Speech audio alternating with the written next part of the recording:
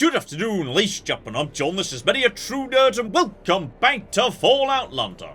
Well, last time, we met the magnificent Arthur Mountbatten, and came here, to the 5th column's base so we can say hello to these guys, though, okay, I'm going to be honest, it's actually going to be a bit more complicated than that. Because, you see, like I was mentioning previously, yes, the final act of Fallout London appears to be structured a little bit on the odd side, which is, you can lock yourself into a particular faction very easily without even realising it, so thankfully, I had the comments to let me know about this, but yes, as I understand it, if I complete the 1st to 5th column mission, that's it, no other faction will work with me ever again. And I couldn't find absolute confirmation online as to whether the first mission is, the first proper mission they give me, or whether literally back to black going to meet them counts as the first mission or not. So, what we're going to do today is dive into the fascinating world of alternate timelines, which is, I'm going to go say hello to the 5th column and do whatever their first actual proper mission is, but afterwards, we're going to have to rewind time and load back into this save where we started, because otherwise, I'll literally never get to meet Camelot. Do you know how much you confuse me? Okay, but before we get into that, apparently Mountbatten's confused about something. You stumbled onto a ghoul hanging off a sign pleading for help, and you actually helped him. That sort of gratitude isn't exactly commonplace in today's society, especially for a complete stranger. That's the source of my confusion. Why did you do it? I mean, 1, it was very easy to do, literally just push a button you fell down, and 2, in my, opposite of defense, I then, walked away and left you alone for several weeks, so, I like that I couldn't flirt with Arthur. I'm gonna try flirting with Arthur and see how he feels about that. You did? Oh, I'm flattered. I truly am. And if I was a few hundred years younger, who knows? But I'm not exactly in a position to engage with that kind of thinking, so it might be best if you were to shelve it, for your own good. Still, that doesn't solve my confusion. You don't really know me, my past. I might be a monster. On the inside, that is. Let me rectify that, please. Okay, by the sounds of it, yes, he wants to talk more about his past, and last time he did it was more about his family. He didn't really go into, his own life or anything. I was born before the bombs fell. My father and mother were middle class, a worker and a housewife. Unexceptional. I was doomed to follow in their footsteps until I chose to go to university. And after that, I joined the government as a data entry clerk at the Foreign and Commonwealth Office. It's part of the reason why I survived. I was working late at the office when it all happened. Had I gone home, I'd have certainly been reduced to ash. And that's it. That's Arthur Mountbatten. Now, we're no longer strangers. All is right within the world. You know what? I do quite like the yes. At the moment a regular companion would be starting to open up about their tragic backstory, Arthur's just letting me know, hey, so my background is I went to university, then got a job, and now here I am. I like you, Arthur, you're great. And you know what? That's true. What about, say, family, kids, anyone else that existed pre-war? None at all. Just work acquaintances. And even then, those are quite slim, what with my extended lifespan. It's all good. Didn't have time for them anyway. Oh, there's definitely a hint of a tragic backstory in there somewhere, gotcha. And okay, just so we're clear here, what about your parents? They did... I think not. No, I know not. They did not. They did not die after the bombs fell. They died before. Oh, now that's interesting. He wasn't 100% sure, so, right. It's been so long, he doesn't entirely remember his pre-war life, which means, yeah, the story he just told me might have been a fabrication. In fact, hang on.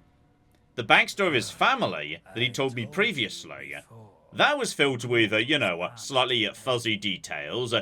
It's possible all of this could just be an invention that he's made up because he can't remember his actual backstory, and oh dear, if so, right, this could be going in a properly tragic direction. Well, nothing else from him for now, so I'm guessing we'll be going back to that later. Oh, and I tell you what, before we speak to you guys, let's explore the Jack the Ripper Museum, given that's right here. Oh, though, hang on. There might be something a bit special here, which is, there's a display case that I literally can't open unless I've got the right key. Suggesting possibly, yeah, someone's gonna send me here on a mission with a key at some point or another, though, obviously, yes, it did just strike me. It's gonna be hard to tell the difference between fake blood that's just part of, the set dressing, given this is a Jack the Ripper museum, and yes, actual blood, because something bad happened here after the war. And speaking of which, dear lost lamb, welcome to the place where the work of history is preserved, where I aim to contribute. Okay, any letter that begins a dear lost lamb is inherently a tiny bit on the creepy side, so, okay, something weird might be going on here. Especially given yes, by the looks of it pre-war, someone had their head smashed in against a typewriter, so, okay, well this place is nice and creepy. Especially given it's probably just a mannequin. Don't worry, yep, just a suspiciously placed mannequin, so, okay. This mod does use mannequins quite effectively on occasion, it must be said. Okay, best as I could see, no sign of a special key or anything in that whole facility, but there was a door that led out onto the rooftops here, so, okay. Bare minimum, this would appear to be, the way to get somewhere on the rooftops of London. So, okay, we got some nice views from up here, but also large dish that I can't interact with, 2 chairs, a radio, and one skill magazine. Okay, so bare minimum for yes, going through the Jack the Ripper Museum, you do end up being able to do more melee damage, so that makes sense at least. Anyway, back downstairs, let's check in with McFadden as we enter the timeline where I decide to investigate the 5th column. Your timing's impeccable, comrade. A number of recruitment training slots have just opened up. Okay, so before I do anything, yes, like, who are you? What's your organization? Tell me more about what you guys do. You'll learn all that's required to brave the wastes. Not simply weapon-based combat, but also provisioning and espionage. At the end of training, you'll be assigned into an advisory branch. Oh, and of course you'll be paid for your time. Each branch is led by one of Eve's advisors and runs different initiatives. There are 5 main branches: administration, offense, defense, tech, and domestics. You'll be assigned to a rank and branch respective of your talents. So okay, they're putting together like, a proper army.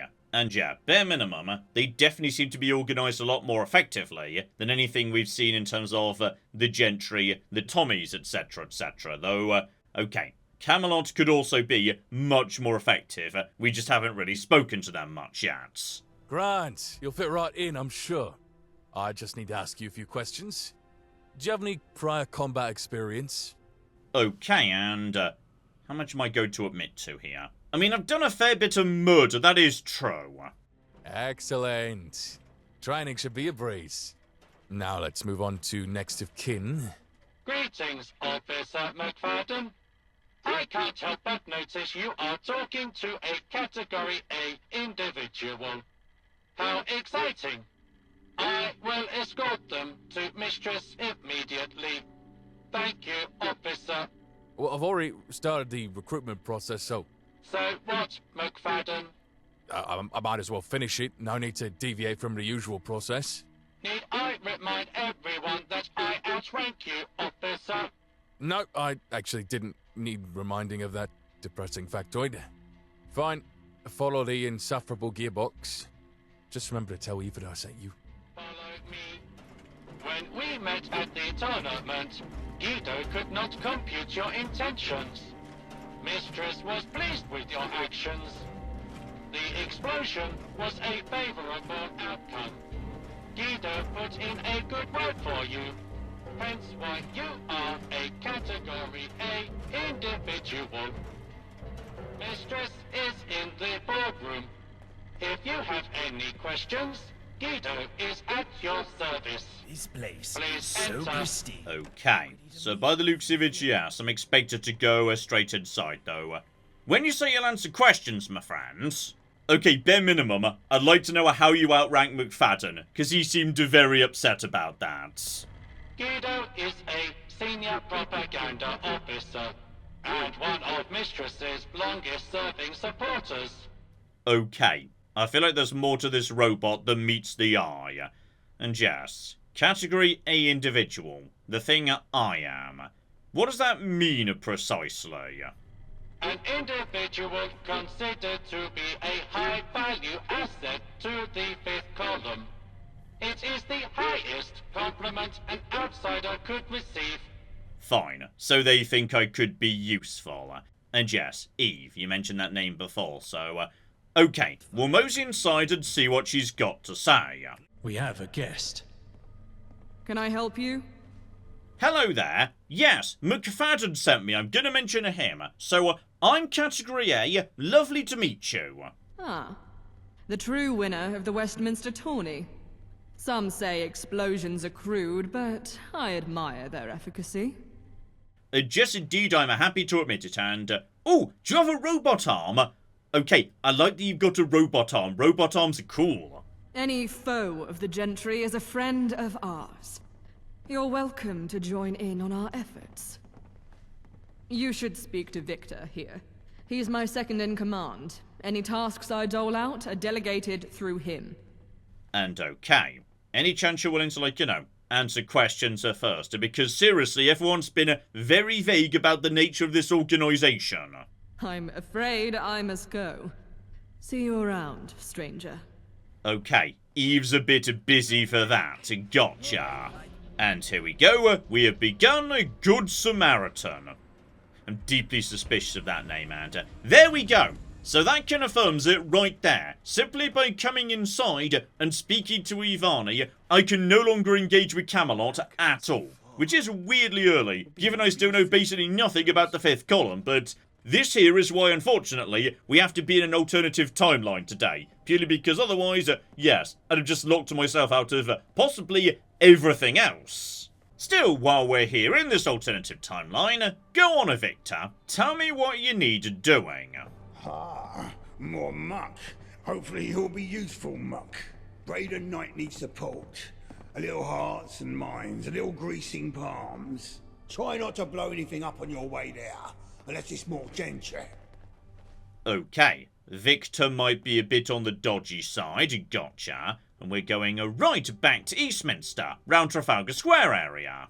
So okay, let's mosey over to Eastminster, see if yes, maybe we can get some answers down on the ground. So, here we are, back at Trafalgar Square, and before I, mosey over and say hello to that individual, you, sir, you were after the beer mats I've been collecting, weren't you? So basically, yeah, because I've been collecting loads, you'll just give me free money. Alright, a giant pile of coasters gets removed. Just to confirm, yes, I don't lose the effects or anything. I've still got luck of 9, and I'd only have that thanks to the relevant coaster. Though hilariously, because so many are being removed, I don't know how much he paid me. There we go, 480, beautiful. And number 2, I can use some of that money because, I'm gonna be honest, drinking to impress Arthur has had certain downsides, like alcohol addiction. So it sure is bloody lucky that, yes, last time I was in Eastminster, I arranged for them to have a doctor. Though blimey, 150 tickets is a bit on the steep side. Anyway, bright new day, and apparently, yes, my contact is in a pub here, and, okay, that's very exciting, because, is this pub enough of a pub to contain a beer mat? And okay, I will give you, this might be the nicest pub I've seen so far. Well lit, clean, there's even flipping a live entertainment on occasion, so... right, I will get you in a second, sir. Just need to, you know, check every single surface first. Oh, flip me right upstairs. It's one of the bobblehead coasters, so... right, intelligence +1. Also, I need to remember to come back here in, like, other alternate timelines, because otherwise, when this timeline doesn't exist anymore, I won't have actually picked that up, so... okay, this is going to get complicated in a hurry. Have you ever pondered the meaning of true beauty? Me neither. Oh, Mountbatten, you are a bloody star. Anyway, Brayden, let's me and you talk business. My glorified errand runner. Victor told me you were coming. You weren't followed, right? Just kidding. Mostly. We're here to do what we can. Food, water, a friendly pat on the back to let people know we're here. We can't have anyone compromising us. Our mission's simple. Help people. They want something, we want their support. A little quid pro quo, if you will. First off, go find Evelyn. Something about her kid and guns and gangs. Didn't make a whole lot of sense, but see what you can do. All right, errand runner? Dismissed. Right, I think I see what we're doing here. We're not being good Samaritans just because, you know, it's a nice thing to be a good Samaritan. We're being good Samaritans to build alliances, or bare minimum, make sure that when the time comes, no one opposes the fifth column. This is very much a political decision. Oh, and I know precisely where we're going. Once upon a time, we went into the National Gallery to get a painting for someone in Thameshaven. But I was surprised to note that, yes, the place was also filled with various people, children, etc., etc. And now we know why. They're here for this mission. Here we go, I remember you guys, so... okay, let's talk business. What's wrong locally, and how do you need me to fix it? You're too old to be one of Darius's mates. So who are you? Okay, so my name's Lady Aria, I'm here to help ya, and I'm not gonna specifically say, actually, you know what? I am gonna say I'm here with the fifth column, because I'm curious how you're gonna respond to that. So the new one trying to convince us the column ain't all that bad. Well, go see Darius. He's got it into his head that the Isle of Dogs are these bloody heroes. His dad died in that gang. If he keeps on like this, he'll cross someone who really takes to that kind of life. I can't lose another Williams to the dogs. Okay, so the kid wants to join the same gang that his dad was involved with at some point, and obviously, yeah, given his dad died in it, the mum wants to stop him, and on top of that, she was just saying, another one from the fifth column are trying to convince us they're not that bad. So the reason I'm doing this work on behalf of that guy is, presumably, he already came and tried, and have failed miserably. Okay, kiddo, let's have a chat. Oi! It's a fogey fouling up our game! Okay, and, yeah. How about you? Have you actually heard of the fifth column? Funny, I don't see the stick up your ass. Go on back to that lot and leave us alone. Okay. Once again, not a positive reaction. Still, that does open up the ability to, yes, ask some follow-up questions with Evelyn here. It's going to get him killed, just like his father. Maybe that's the trick. Show him how his Rupert died. The Isle of Dogs probably still has something that proves it. Please, you have to find that proof before I lose my boy. Okay. So one option is, straight up go over to the Isle of Dogs, and I find some proof that this kid's dad died under unpleasant circumstances. Which actually might not be that bad, because, yeah, I didn't get that far with the Vagabond, so last time I was passing through the Isle of Dogs, no one was shooting me on sight. Right now, they don't consider me a threat. But it's possible we might be able to do something right here with Darius. So, let's talk about, yes, your relationship with Rupert. What's it to you? So, you know about my dad. So what? And okay, I'd need a significant charisma check to make that work, and that's not going to happen. And oh dear, I feel like he's not going to respond well to, you should respect your elders. What do you think I'm doing? I'm gonna be just like Dad. Okay, that's, not gonna work, so fair enough, I'll be right back, Evelyn. So okay, kicking off next to, yes, just an old random ruined skyscraper we passed previously, and for the time being at least, the Isle of Dogs is nice and chill. So okay, we can speak to them without having to shoot our way through or something. Something you need. And yes indeed, good sir. I'm looking for information about Rupert Williams. Rupert. Oh yeah, that soft-hearted idiot. We had a bit of a situation a while back. Merchants get entitled. He wanted them to cut some slack. We just wanted to cut him. We won. He didn't. Now he's buried out back. I think his side is still cluttering up one of the bunks, though. Take what you want and toss the rest. Right. So he spoke out in favour of not murder, and as a result he himself got murdered. Hopefully that's enough to, yes, persuade the kid that maybe this isn't a good idea. And yeah, by the looks of it, this is bringing me straight back to that giant skyscraper that had a bunch of traders in it back in the day. So here we go, there were a bunch of traders on this side selling us some pretty good stuff as I recall. But instead, yeah, over here on the quieter side of the building, this will be presumably his old bunk. So just need to find something a bit more significant than generic textbooks or whatnot. There we go, it's in the locker next to the bed. So, Rupert's journal. Day 3, found something to write in. Leaving the kids in Evelyn was tough, but the money the Isle of Dogs is paying makes it easier. Mostly I just sit around and get paid. Okay, the problem is, that makes it sound good. Because that just covers the fact that, you know, you get to sit around and get paid. It doesn't mention the being murdered thing, because in general, when you get murdered, you don't subsequently write about it in your diary. Also, seriously, I do not know what it is about this store right here, but they have always got the good stuff, because... okay. A zap pistol. But bloody hell, that thing has been well modified, so... yeah, almost 170 damage. Between ballistic and energy, tiny bit of rad damage too.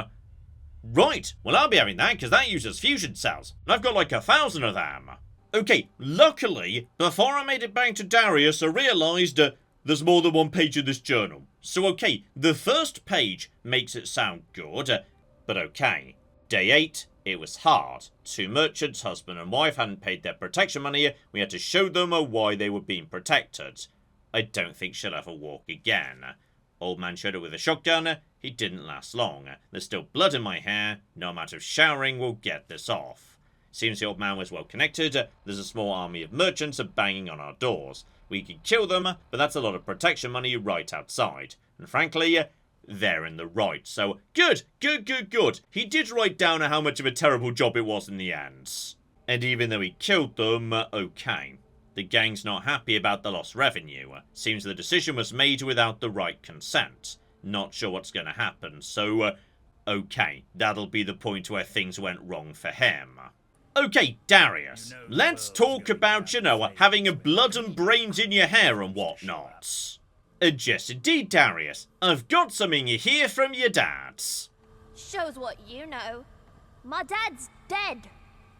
And yes, indeed, I went and got his stuff for ya. Though, okay. Just out of interest, do you actually know what it was your dad did? Show me. No. Dad would never do this. He couldn't.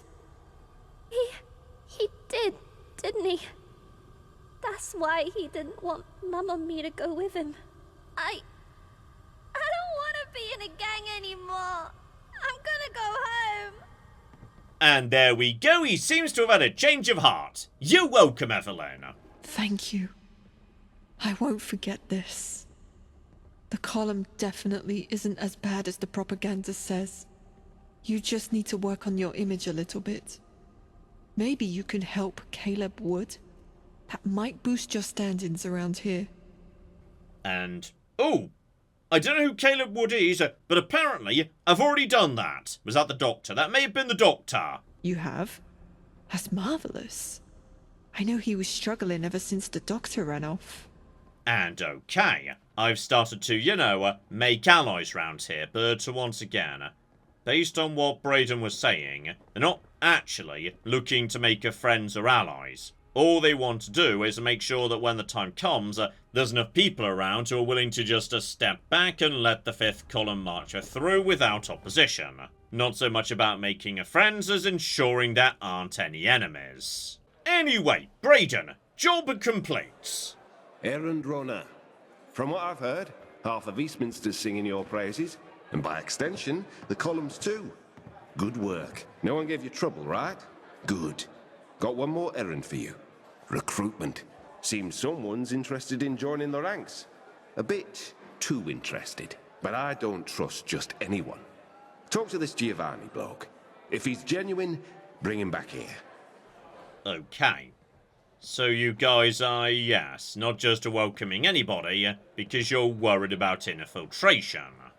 Okay, buddy. Let's have a nice chat. Your 5th column. I just know it. I sent word that I wanted to join the 5th column. The column. Oh, the column. Everything about it is just, perfect.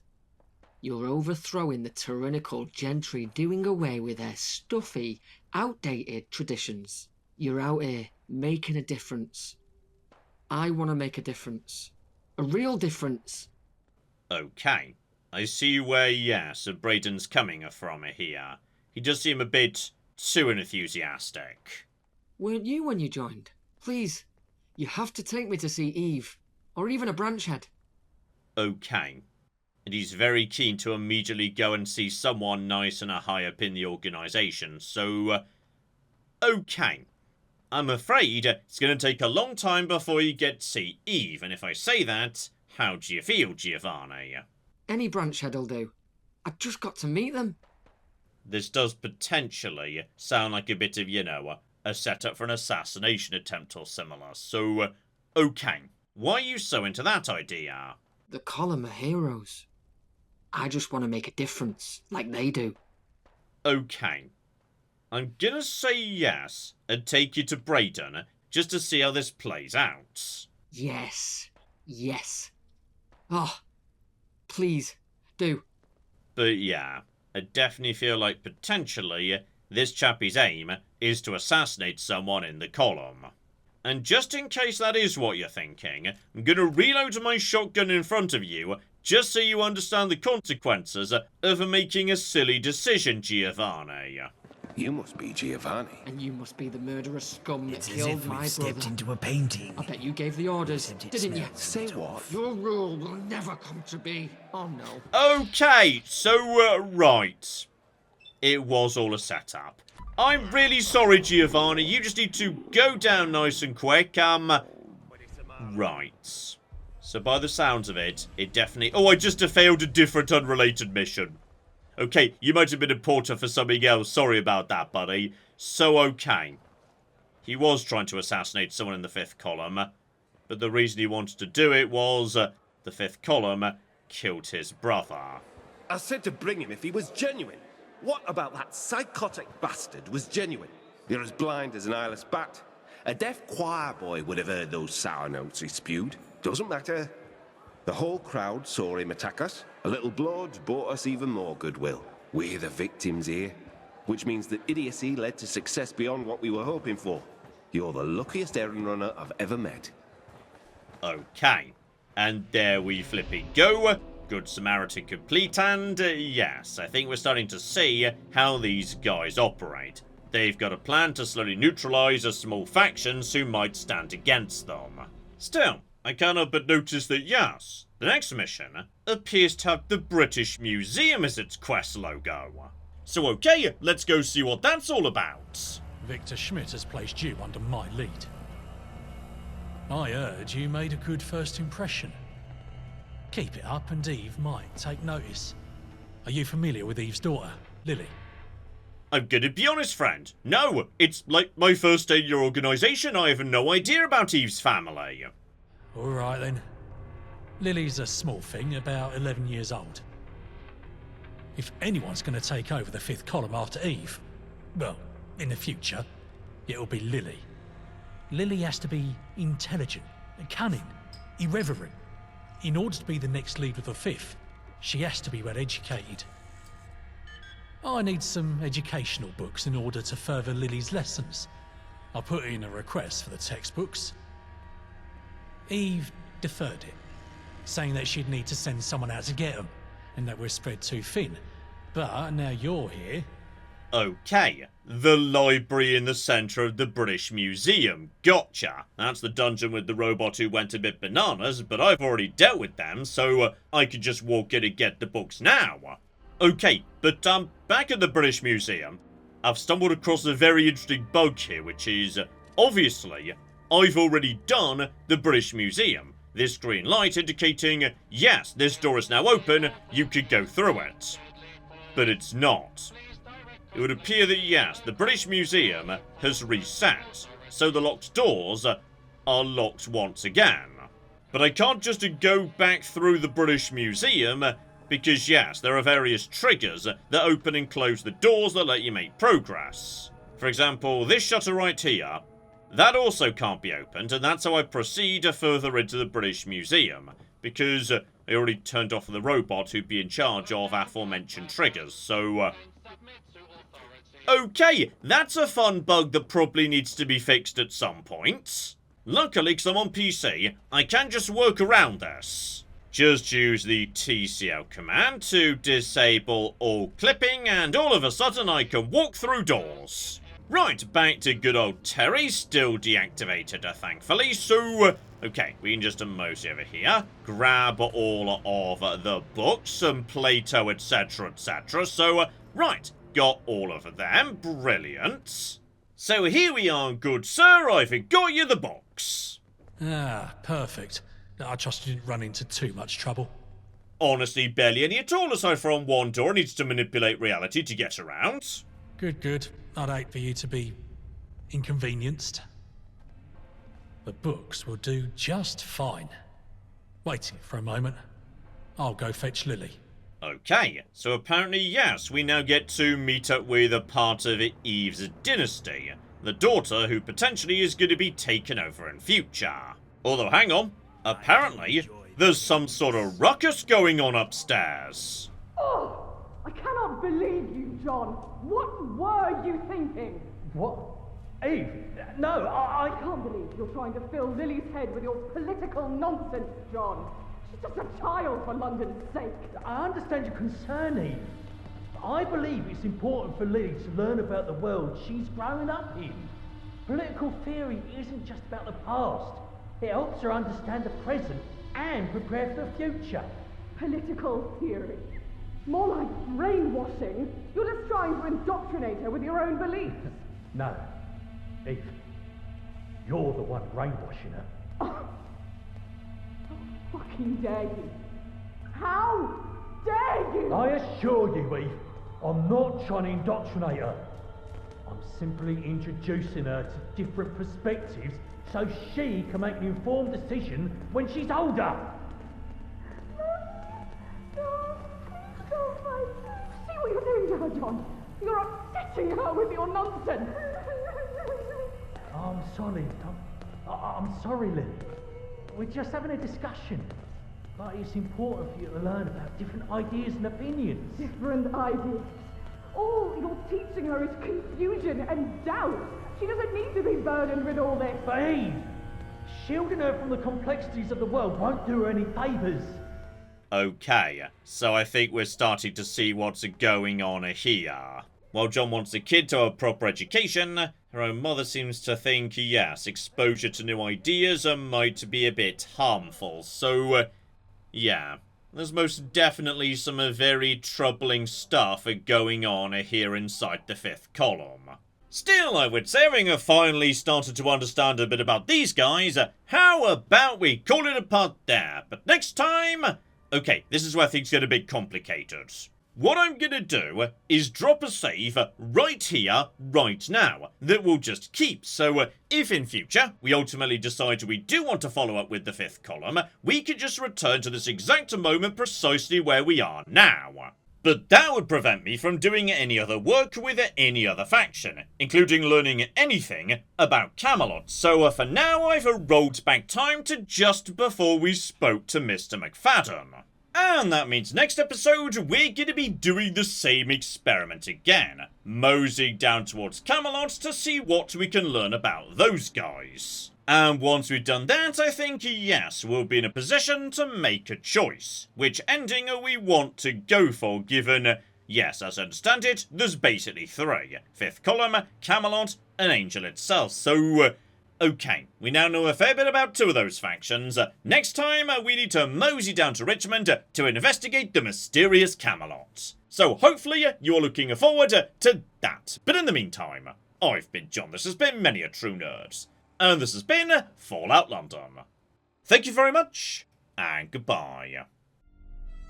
Ah, we have got a gate key here, and then we have got... I've made a mistake, I've made a mistake, I've made a mistake, I've made a mistake! This is going to take all of my skill and cunning as a hunter to sort out... Die, you mooing bastards! Die!